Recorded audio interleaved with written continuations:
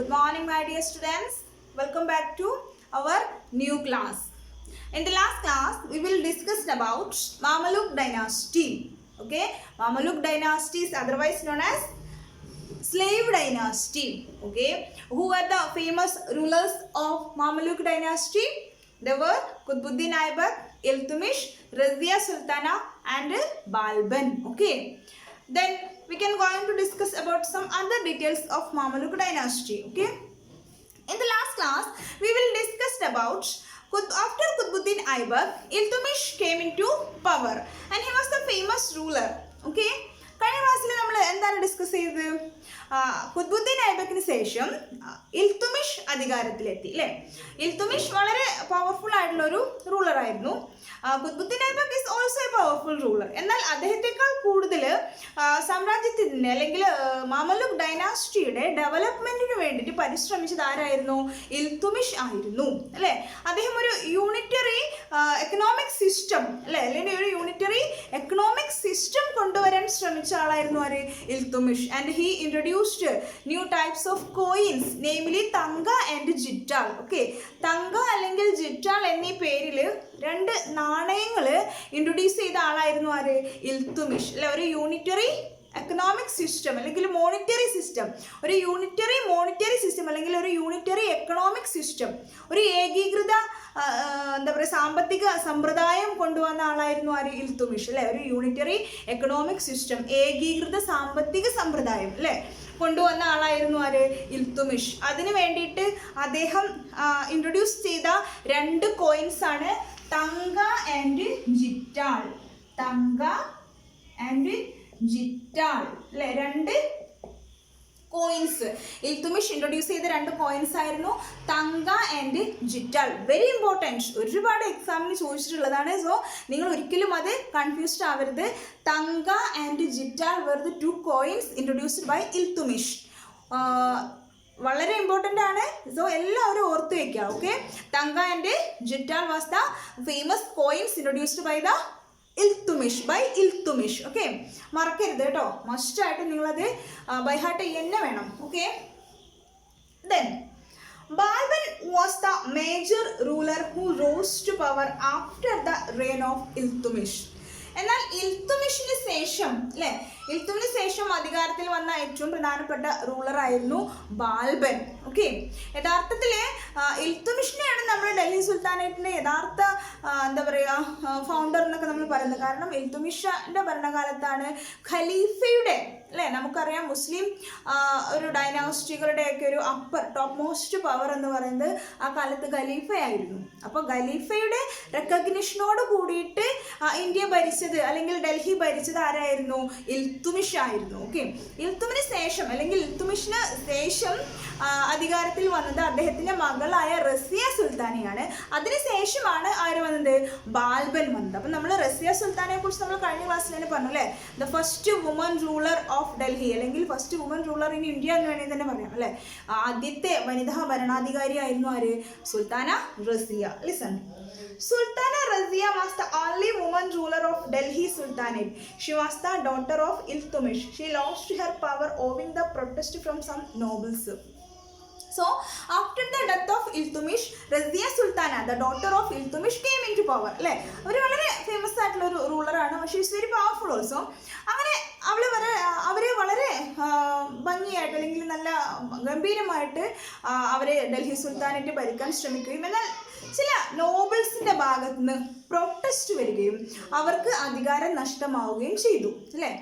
ചില നോബിൾസ് അല്ലേ, ആ നാട്ടിലുള്ള ചില കുലീനമായ കുറച്ച് ആളുകൾ അല്ലേ, കുറച്ച് ആളുകളുടെ ഭാഗത്തു നിന്ന് അവർക്ക് ചില പ്രൊട്ടസ്റ്റിനൊക്കെ നേരിടേണ്ടി വരികയും അങ്ങനെ അവർക്ക് ഭരണം നഷ്ടമാവുകയും ചെയ്യാണ്. സോ അതിനുശേഷം ആണ് ആര് അധികാരത്തിലെത്തിയത്? Balban. Okay, after the Balban then Kekkoba, then some other rulers came into power and after that it is diminished and then another famous rules came into existence, that is Ghalji dynasty. That is Ghalji dynasty.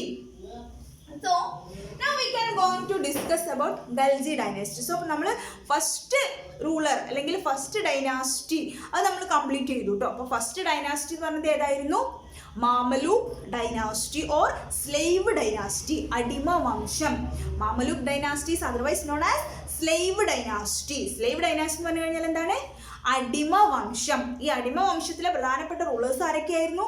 Slave ഡൈനാസ്റ്റിയിലെ പ്രധാനപ്പെട്ട rulers ആയിരുന്നു Qutbuddin Aibak, Iltutmish, Sultana Raziya, Balban. Okay, then നമുക്ക് അടുത്ത ഡൈനാസ്റ്റിയിലേക്ക് പോകാം.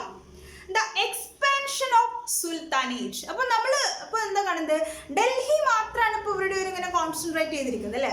അപ്പോൾ ഡൽഹി, മുൾട്ടാൻ, ലാഹോർ അങ്ങനെ ചെറിയ ചെറിയ ചെറിയ ഭാഗങ്ങളിൽ മാത്രമാണ് ഇപ്പോൾ ഏത് നിൽക്കുന്നത്?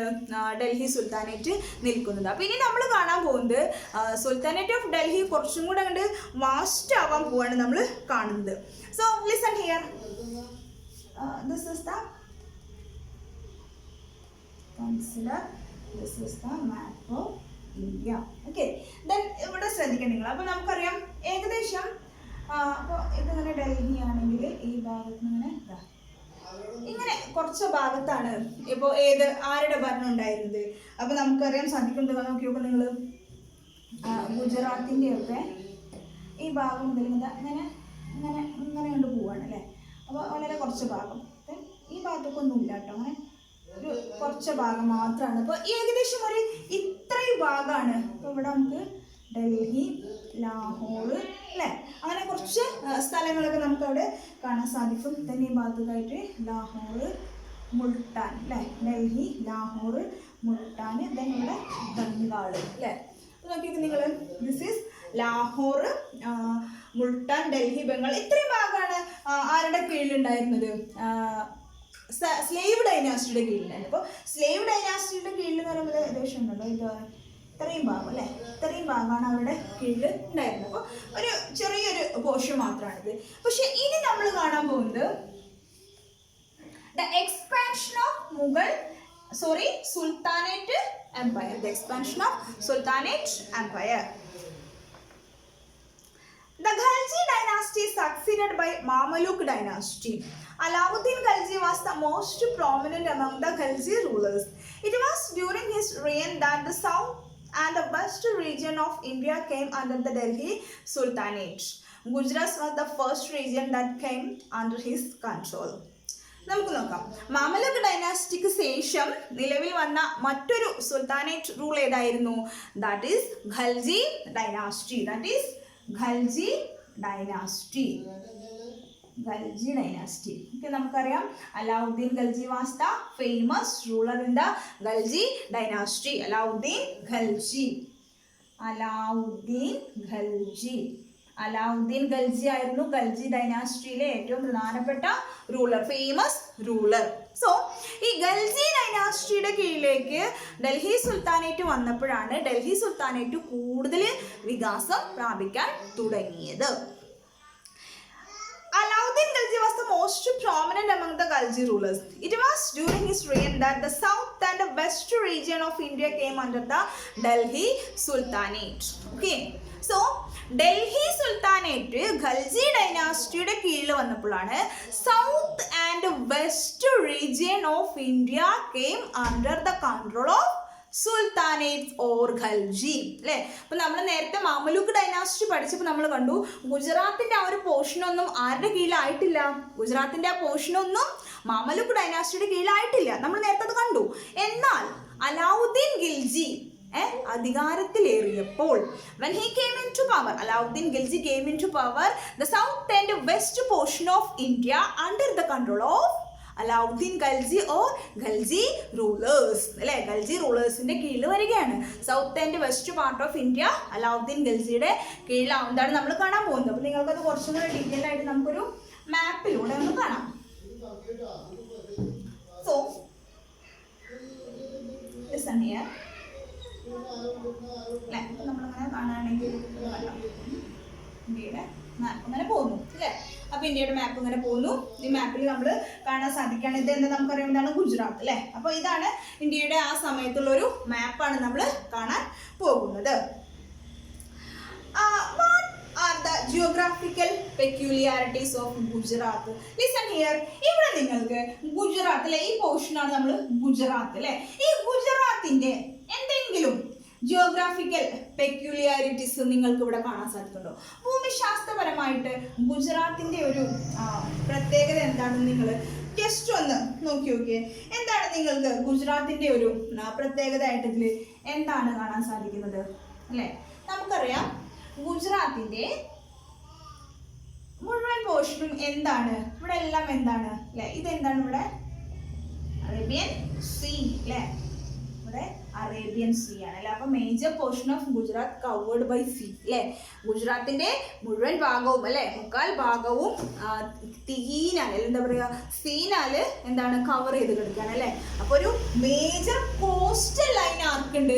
ഗുജറാത്തിനുണ്ട്. ഒരു മേജർ കോസ്റ്റൽ ലൈൻ അല്ലെങ്കിൽ ലോങ്സ്റ്റ് കോസ്റ്റൽ ലൈൻ ആർക്കുണ്ട്? ഗുജറാത്തിനുണ്ട്. You can find that the long coastline is a peculiar feature of Gujarat. Thereafter, several seaports exist there. അല്ലേ, ഗുജറാത്തിന് ഒരു മേജർ പോർഷൻ എന്താണ് അല്ലേ? കവേർഡ് ബൈ സീ അല്ലേ. ഇത്രയും ഭാഗം എന്താണ്? Covered by sea. അതുകൊണ്ട് തന്നെ ഈ ഭാഗങ്ങളിൽ എന്തെല്ലാം ഉണ്ട്? ധാരാളം സീ പോർട്ടുകൾ ഉണ്ട് അല്ലെ, തുറമുഖങ്ങൾ ഉണ്ട് അല്ലെ. ധാരാളം തുറമുഖങ്ങൾ ഗുജറാത്തിന്റെ കോസ്റ്റൽ ഏരിയയിൽ ഉണ്ട്. അത് തന്നെയാണ് ഏറ്റവും വലിയ പ്രത്യേകതയും. You can find that a long coastal line is a peculiar feature of Gujarat. Therefore, several seaports exist there. With the conquest of Gujarat, these seaports came under the control of Alauddin Khilji. He could import fine horses from Iraq through these ports. This strengthened his military power and conquered the region in the southern and western India. Listen here. അപ്പൊ നമ്മൾ നേരത്തെ കണ്ടു മാമലൂക്ക് dynasty അവരുടെ power അവർക്ക് ഇതുവരെ extend ചെയ്യാനേ സാധിച്ചുള്ളൂ. ഗുജറാത്തിലേക്ക് കടക്കാൻ അവർക്ക് സാധിച്ചില്ല. മാമലൂക്ക് ഡൈനാസ്റ്റിക്ക് ഗുജറാത്ത് കീഴടക്കാൻ സാധിച്ചിട്ടില്ല. അപ്പൊ അവര് ഇതുവരെയാണ് അവർ എത്തിയിട്ടുള്ളൂ. എന്നാൽ അലാവുദ്ദീൻ ഖിൽജി അധികാരത്തിലേറിയപ്പോൾ അലാവുദ്ദീൻ ഖിൽജി എന്ത് ചെയ്തു? ആദ്യം തന്നെ പോയിന്റ് ചെയ്ത് ആരെയായിരുന്നു? ഗുജറാത്തിനെയായിരുന്നു അല്ലെ. അലാവുദ്ദീൻ ഖിൽജി ആദ്യം തന്നെ പോയിന്റ് ചെയ്ത് ടാർജറ്റ് ഇട്ടു അല്ലെ, ആരെനെ? ഗുജറാത്തിനെ. അങ്ങനെ ഗുജറാത്തിനെ അദ്ദേഹം യുദ്ധം ചെയ്ത് കീഴടക്കി. ഈ ഗുജറാത്ത് ആരുടെ കീഴിലായി? ആരുടെ കൺട്രോളായി? അലാവുദ്ദീൻ ഖിൽജിയുടെ കൺട്രോളിലായി. സോ ഗുജറാത്ത് അലാവുദ്ദീൻ ഖിൽജിയുടെ കൺട്രോളിലായി. അതോടുകൂടിയിട്ട് എന്ത് ചെയ്തു? ആ സീപോർട്സിന്റെ എല്ലാം അധികാരം ആർക്ക് കിട്ടി? അപ്പോൾ ആ സീപോർട്സിന്റെ എല്ലാം അധികാരം ആർക്ക് കിട്ടി? അലാവുദ്ദീൻ ഖിൽജിക്ക് കിട്ടി. സോ അദ്ദേഹം എന്താ ചെയ്തത്? ഹി എക്സ്പോർട്സ് അല്ലെ, അദ്ദേഹം ഇമ്പോർട്സ് അല്ലെ, ഇവിടുന്ന് അങ്ങോട്ടും അവിടുന്ന് അല്ലെ, ഇവിടുന്നുള്ള പ്രോഡക്ട്സ് ഒക്കെ അങ്ങോട്ട് കയറ്റി അയക്കാൻ തുടങ്ങി. അതുപോലെ തന്നെ അവിടുന്നുള്ള പ്രോഡക്ട്സ് ഒക്കെ ഇങ്ങോട്ടേക്ക് ഇറക്കുമതി ചെയ്യാനും തുടങ്ങി. അപ്പോൾ അദ്ദേഹം എന്താണ് ഇറക്കുമതി ചെയ്തത്? ഫൈനസ്റ്റ് ഹോഴ്സ്, കുതിരകളേനെ അല്ലേ. എന്തിനാണ് കുതിരകളേനെ ഇറക്കുമതി ചെയ്യുന്നത്? ഫോർ ദ മിലിറ്ററി സ്ട്രെങ്ത് അല്ലേ. നമുക്കറിയാം ഇന്നൊന്നും കുതിരപ്പുറത്തൊന്നല്ല പടയാളികൾ പോകും അല്ലേ. നിങ്ങൾ കുറച്ച് പഴയ സിനിമകളൊക്കെ കാണുകയാണെങ്കിൽ നമുക്ക് കാണാൻ സാധിക്കും ഈ എന്താണ് സൈന്യത്തിൽ ജോലി ചെയ്യുന്ന ആളുകളൊക്കെ അല്ലേ, പട്ടാളക്കാരൊക്കെ എന്തിൻ്റെ പുറത്താണ് സഞ്ചരിക്കുക? കുതിരയുടെ പുറത്താണ് സഞ്ചരിക്കുക. സോ ഇറാഖിലും അതുപോലെയുള്ള സ്ഥലങ്ങളിലെല്ലാം തന്നെ നല്ല ഫൈനസ്റ്റ് ഹോഴ്സ്, വളരെ സ്ട്രോങ് ആയിട്ടുള്ള കുതിരകളെ കിട്ടും. സോ ഈ പോർട്സ് വഴി അല്ലേ, ഈ പോർട്സ് വഴി അദ്ദേഹം എന്തു ചെയ്തു? ഇറാഖിൽ നിന്നും മറ്റുള്ള രാജ്യങ്ങളിൽ നിന്നെല്ലാം തന്നെ നല്ല കുതിരകളേനെ ഇങ്ങോട്ടേക്ക് ഇന്ത്യയിലേക്ക് കൊണ്ടുവന്നു ഇമ്പോർട്ട് ചെയ്തു അല്ലേ. അങ്ങനെ ഇമ്പോർട്ട് ചെയ്ത് എന്തിനു വേണ്ടിയായിരുന്നു? To increase the military strength, അല്ലേ. സൈന്യത്തിന്റെ ആ സ്ട്രെങ്ത്, ശക്തി കൂട്ടാൻ വേണ്ടിയിട്ടല്ലേ ധാരാളം കുതിരകളേനെ പുറത്തു നിന്ന് ഇങ്ങോട്ടേക്ക് ഇറക്കുമതി ചെയ്യാൻ തുടങ്ങി. He import fine horse from Iraq through these ports അല്ലേ. ഫൈനസ്റ്റ് ഹോഴ്സ് അല്ലേ, നല്ല കുതിരകളേനെ, ഫൈനസ്റ്റ് ഹോഴ്സ് കുതിരകളേനെ എവിടുന്നാണ്? ഫ്രം ഇറാഖ്, ഇറാഖിൽ നിന്ന് അല്ലേ. ഇറാഖിൽ നിന്ന് കുതിരകളേനെ ഇങ്ങോട്ടേക്ക് ഇമ്പോർട്ട് ചെയ്തു, ഇറക്കുമതി ചെയ്തു. അത് എന്തിനു വേണ്ടിയിട്ടായിരുന്നു? To increase the military strength. This strengthened his military power and conquered region in the southern and western parts of India. So എന്ത് ചെയ്തു? ഇങ്ങനെ ധാരാളം നല്ല ഭയങ്കരമായിട്ടുള്ള മിലിറ്ററി സ്ട്രെങ്ത് കൂടിക്കഴിഞ്ഞാൽ സ്വാഭാവികമായിട്ടും എന്ത് സംഭവിക്കും അല്ലേ? രാജാവിന് കൂടുതൽ അധികാരങ്ങൾ കിട്ടും. കാരണം എന്താണ്? അടുത്തടുത്തുള്ള രാജ്യങ്ങളെയൊക്കെ യുദ്ധം ചെയ്തിട്ട് കീഴടക്കും. അങ്ങനെ അലാവുദ്ദീൻ ഖിൽജി എന്ത് ചെയ്തു? പതുക്കെ അദ്ദേഹത്തിന്റെ രാജ്യത്തിന്റെ സ്ട്രെങ്ത് കൂടി അല്ലേ? ഇങ്ങനെ പോയിട്ട് ഇത് കണ്ടോ, ഈ ഭാഗമൊക്കെ കൺട്രോൾ ചെയ്തു. അപ്പൊ ഏകദേശം ഇന്ത്യ മൊത്തം അല്ലെ, ഇപ്പൊ നമുക്കറിയാം പാകിസ്ഥാൻ, അഫ്ഗാനിസ്ഥാൻ തുടങ്ങിയ രാജ്യങ്ങളൊക്കെ അന്ന് എന്തിന്റെ ഭാഗമാണ്? It is the part of ഇന്ത്യയുടെ ഭാഗമാണ്. അതാണ് ഞാൻ ഇങ്ങനെ ഇട്ടിരിക്കുന്നത്. അപ്പോൾ ഇത്രയും ഭാഗത്ത് ആരുടെ കൺട്രോളിലായപ്പോ? അലാവുദ്ദീൻ ഖിൽജിയുടെ കൺട്രോളിലായി. കണ്ടോ, ഇത്രയും ഭാഗം നമ്മൾ നേരത്തെ കണ്ടു മാമലൂക്ക് ഇത്രയും ഉണ്ടായിരുന്നു അല്ലേ? അതെല്ലാം പോയിട്ട് ഇപ്പോൾ അത്രയും വാസ്റ്റ് ആയിപ്പോൾ ഇന്ത്യയുടെ ഒരു മേജർ പോർഷൻ അല്ലേ? സൗത്ത് ഇന്ത്യയുടെ ഒരു ചെറിയ പോർഷൻ മാത്രമേ ഇല്ലാത്തുള്ളൂ. ബാക്കി എത്രയും പോർഷൻ ആരുടെ കയ്യിലായിപ്പോ? ആരുടെ കീഴിലായി? Under the control of Khilji. So അതാണ് നമ്മൾ എന്താ പറയുന്നത്, എക്സ്പാൻഷൻ ഓഫ് ഡൽഹി സുൽത്താനേറ്റ് എന്ന് പറയുന്നത്. ഡൽഹി സുൽത്താനേറ്റിന്റെ വികാസം എന്ന് നമ്മൾ പറയുന്നത് അല്ലേ? അപ്പൊ നമ്മൾ കണ്ടു ഏകദേശം ഒരു സെൻട്രൽ മാത്രമാണ് ആരുണ്ടായിരുന്നുള്ളൂ? മാമലൂക്ക് ഡൈനാസ്റ്റി ഉണ്ടായിരുന്നുള്ളൂ. പിന്നീട് അലാവുദ്ദീൻ ഖിൽജി അധികാരത്തിൽ വരികയും അദ്ദേഹം ഇന്ത്യയുടെ മേജർ പോർഷൻ അല്ലേ, ഇന്ത്യയുടെ മേജർ പോർഷൻ കണ്ടോ നിങ്ങൾ, സൗത്ത്, നോർത്ത്, വെസ്റ്റ്, ഈസ്റ്റ്, ഇത്രയും ഭാഗം ആര് കൺട്രോൾ ചെയ്തു? അലാവുദ്ദീൻ ഖിൽജി കൺട്രോൾ ചെയ്തു. ഓക്കെ, ഇനി നിങ്ങൾക്ക് ഇവിടെ ഒരു ക്വസ്റ്റ്യൻ വരുന്നത്, how did domination over Gujarat strengthen the military of Alauddin Khilji അല്ലേ? സോ നിങ്ങളത് വളരെ കൃത്യമായിട്ട് എഴുതണം. ഓക്കെ, അപ്പൊ എങ്ങനെയാണ് ഗുജറാത്ത് കീഴടക്കിയത് അലാവുദ്ദീൻ ഖിൽജിയുടെ മിലിറ്ററി സ്ട്രെങ്ത്തിനെ എങ്ങനെ ബാധിച്ചു? ഗുജറാത്ത് കീഴടക്കിയത് അലാവുദ്ദീൻ ഖിൽജിയുടെ മിലിറ്ററി സ്ട്രെങ്ത്തിനെ എങ്ങനെ ബാധിച്ചു? അപ്പൊ എന്താണ് അതിന്റെ ആൻസർ നമുക്ക് വരാൻ സാധിക്കുന്നത്? ഈ ഭാഗത്ത് നമുക്ക് വരാൻ സാധ്യതയുള്ള ഒരു ക്വസ്റ്റ്യൻ അതാണ്, ഗുജറാത്ത് കീഴടക്കിയത്, the domination over Gujarat, how it affect Alauddin Khilji അല്ലെ? അല്ലെങ്കിൽ അലാവുദ്ദീൻ ഖിൽജിയുടെ മിലിറ്ററി സ്ട്രെങ്ത്തിനെ അത് എങ്ങനെ ബാധിച്ചു? എന്താ കാരണം? Gujarat have A lots of seaports. From this seaports he import finest horse from Iraq. This helps to increase the strength, or this help to increase the strength of military of Alauddin Khilji. Clear? Listen here.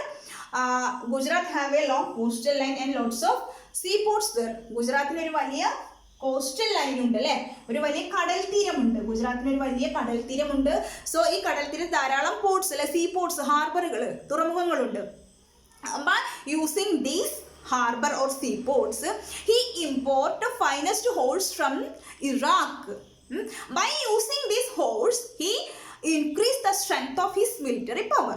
Clear? അതായത് ഗുജറാത്തിന് ഒരു വലിയ coastal line ഉണ്ട്. ഈ coastal ലൈനിൽ ധാരാളം പോർട്സുകൾ ഉണ്ട്. അത് ഉപയോഗിച്ച് അദ്ദേഹം പുറം രാജ്യങ്ങളിൽ നിന്ന് കുതിരകളെ ഇറക്കുമതി ചെയ്യുകയും ഈ കുതിരകളെ ഉപയോഗിച്ചിട്ട് അദ്ദേഹത്തിന്റെ മിലിറ്ററിയുടെ സ്ട്രെങ്ത് വർദ്ധിപ്പിക്കുകയും ചെയ്തു.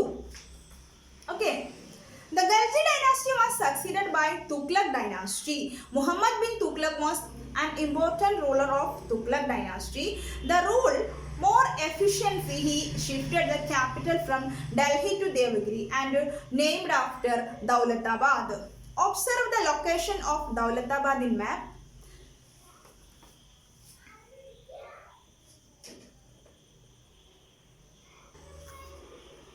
Ghalji dynasty was succeeded by Tughlaq dynasty.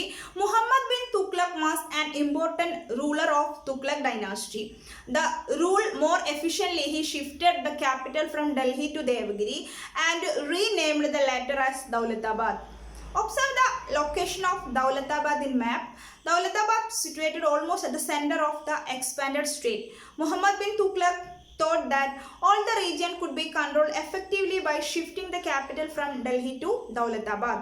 Later he found that shifting the capital was not practical and withdrew the decision. The rulers of Sayyid and Lodi dynasties who succeeded Tughlaq dynasty were weak. The Sultanate rule began to decline with the end of Tughlaq dynasty. Okay? Now next we can going to discuss about Tughlaq dynasty. Okay, so first നമ്മൾ ഏത് പറഞ്ഞു? മാമലൂക്ക് dynasty, then second Ghalji dynasty, third one is Tughlaq dynasty. Who was the famous ruler in Tughlaq dynasty? It was Muhammad bin Tughlaq. Muhammad bin Tughlaq. Muhammad bin Tughlaq. Muhammad bin Tughlaq. Okay, he was the famous ruler of Tughlaq dynasty.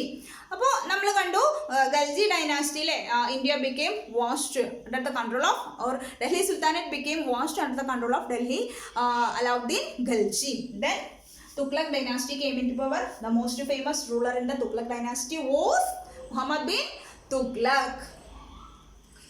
Then Muhammad bin Tughlaq was an important ruler of Tughlaq dynasty. To rule more efficiently, he shifted the capital from Delhi to Devagiri and renamed later as Daulatabad. Shifting of capital Delhi to Devagiri. എന്താണ് ഇതിൽ നമുക്ക് പ്രധാനമായിട്ടും കാണാനുള്ളത്?